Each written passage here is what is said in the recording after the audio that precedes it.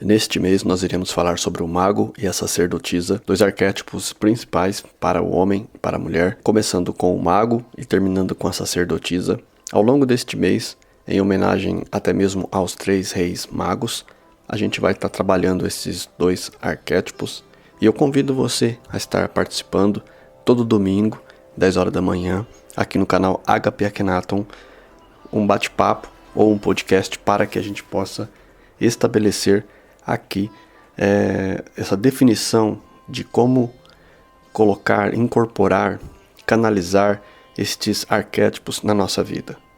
E nós vamos começar com um trabalho que, baseado no Ranjo Banzhaf, eu tenho outros vídeos aqui falando sobre o arquétipo do mago, mas é sempre importante a gente trabalhar melhor essa estruturação de conhecimento para você que me acompanha há mais tempo.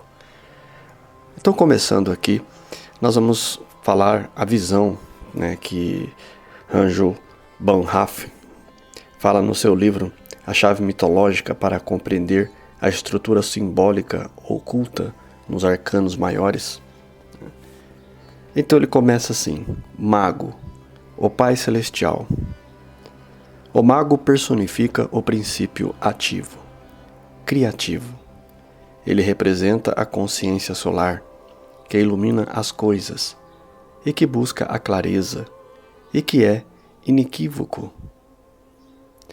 A carta do mago mostra a pose do mestre, que não age com força própria, mas recebe sua energia de cima e a torna eficaz na terra.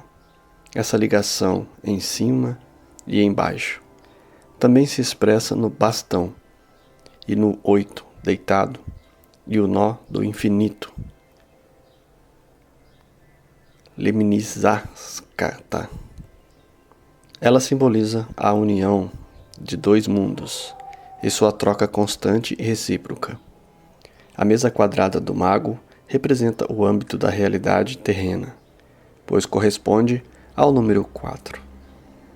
Em cima dela estão os símbolos do 4 naipes do tarô: bastão e espada, taça e moeda, como representante dos 4 elementos: fogo e ar, água e terra. O seu conjunto também representa a totalidade que, segundo a doutrina greco-romana, diz-se que toda a criação foi formada a partir desses 4 elementos. Assim, elas se apresentam como tarefas, mais exatamente como as tarefas de vida a serem realizadas pelo mago. Portanto, essa carta representa inteligência, habilidade, bem como a vontade e a força para realizar as tarefas que nos são impostas pela vida, ao que nos tornemos perfeitos. O fato do mago talvez não ser um charlatão, mas uma força muito valiosa voltada para os objetivos mais elevados, é constatado pelas rosas vermelhas, o amor divino, pelos lírios brancos, pureza da alma, e também pelo segundo plano dourado da carta, nos arcanos maiores do tarô. Simboliza os temas nobres. Pessoal, aqui já deu nesse pequeno texto, deu para dar uma analisada do que é essa carta do mago. Se você às vezes estranha esses termos, essas místicas, dessas coisas que estão nas cartas do tarô, o que vocês precisam compreender é que a pessoa que construiu a forma desses desenhos, ele trabalhou muito com os arquétipos e colocou vários temas dentro de uma só carta, para que a pessoa que soubesse interpretar pudesse captar a força, não só de colocar os 4 elementos aqui como fala o texto, mas aqui a parte do texto que eu acho muito importante aqui a gente entender juntos é que ela simboliza a união entre 2 mundos em sua troca constante e recíproca. Vocês têm noção do que ele está falando aqui nesse texto? O que seria de nós sem o mundo espiritual à nossa volta? E o que seria também desse mundo espiritual se nós não estivéssemos aqui nessa experiência terrena. Então há uma troca. Parte do que nós colocamos aqui neste mundo terreno, que pelo tempo de estar aqui 100, 80 anos, 70, fica nítido que aqui é como se fosse uma simulação de dificuldades que um espírito talvez no outro lado não tenha. Aqui muito rústico, do outro lado sutil. Aqui você caminha, lá do outro lado você levita. Então você vai fazendo os contrapontos e você vai perceber que essa dualidade ela está sempre caminhando com a gente.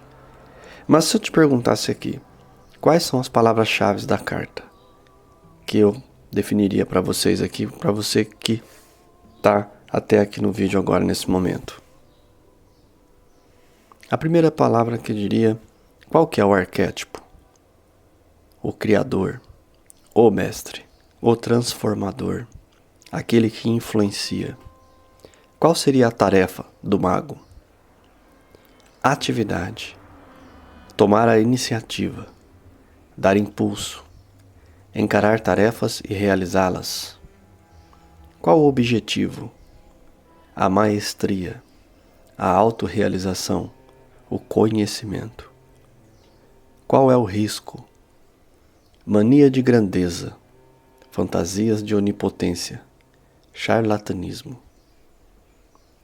Disposição íntima, autoconfiança, estar ligado a grandes reservas de energia. Na verdade, a gente pode traduzir aqui como aquele que está apto a canalizar estes dois mundos, ou seja, trazer a parte do mundo sutil para o mundo material, invocá-lo de certa forma, saber manipular ou entender como toda a engenharia desse processo funciona. Porque muitas vezes você pensa assim, o que é um mago? Já disse aqui em outros vídeos.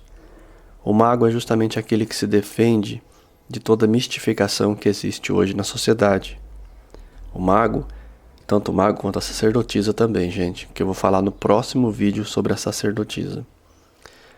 Então, o mago seria o Pai Celestial e a sacerdotisa simboliza a Mãe Celestial. Mas a gente fala dela no próximo vídeo. Então, são considerados os arcanos maiores da carta, mas como todos os arquétipos que a gente tem à nossa volta, eles estão dentro das cartas do tarô também. De forma simbólica para você buscar os seus conteúdos, e não a sua definição mística, como as pessoas fazem hoje em dia, procurando ter alternativas ao invés de criá-las. A proposta do mago e da sacerdotisa neste mês de dezembro é justamente você tomar as rédeas da sua vida em suas mãos, fazer o melhor possível e com o conhecimento que você tem. Então aí você vai ver que todos esses símbolos que a gente vê nessa carta simbólica vai trazer uma potencialidade maior na sua vida.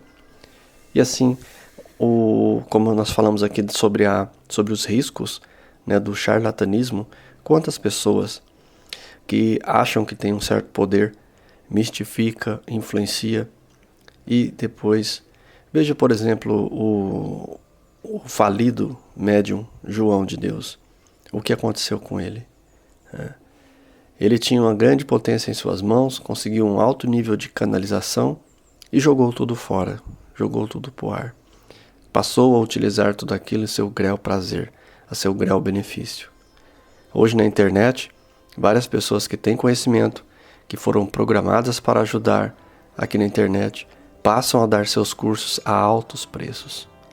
Buscar seu sustento através do conhecimento. Ao invés de ir à luta, fazer seu trabalho sacrificial na sociedade, ajudar a sociedade e depois em seu mestrado dividir o seu conhecimento com as outras pessoas. Mas o que acontece é que as pessoas pegam e perdem seu tempo atrás desse famigerado dinheiro e esquecem que deve se utilizar e se doar também para que as pessoas tenham esse conhecimento. Transformar é transformar também o coração das pessoas à nossa volta. Na próxima aula nós vamos falar sobre a sacerdotisa e como ela é o polo oposto do mago. e como os opostos se atraem, ou posso dizer que eles se completam, para que você possa entender mais. Te convido então na próxima aula, próximo domingo, 10 horas da manhã, a estar aqui para ouvir o nosso estudo sobre a sacerdotisa. Depois, na outra semana, nós vamos fazer uma junção dos dois e trazer um pouco mais sobre esse conhecimento para vocês. E aqui, só para vocês terem uma noção, o mago seria simbolicamente o masculino, a sacerdotisa o feminino. E aqui, por exemplo, tem 5 palavras, como eu vou falar um pouco mais na próxima aula, mas, por exemplo, masculino, ativo, feminino, passivo, direita, masculino, esquerda, feminino, em cima, masculino, embaixo, feminino, dia, masculino, noite, feminino, sol, masculino, lua, feminino, maré alta, masculino, maré baixa, feminino. Tudo isso aqui, gente, são os opostos. Não tem nenhum maior e nenhum menor do que o outro, tá? E aí na terceira semana de dezembro, nós falamos também sobre os dois, o mago e a sacerdotisa. Nessa primeira semana é só para definir o mago e a sacerdotisa. Repetindo, o mago, criador, o mestre, tarefa, atividade de tomar iniciativa, dar impulso, encarar, realizar tarefas, objetivo, maestria, autorrealização, conhecimento, risco, mania de grandeza, fantasias de onipotência, charlatanismo, disposição íntima, autoconfiança, estar ligado a grandes reservas de energia, ou seja, essas energias do universo. Obrigado por sua presença, serenidade profunda em seu coração, eu me torno você.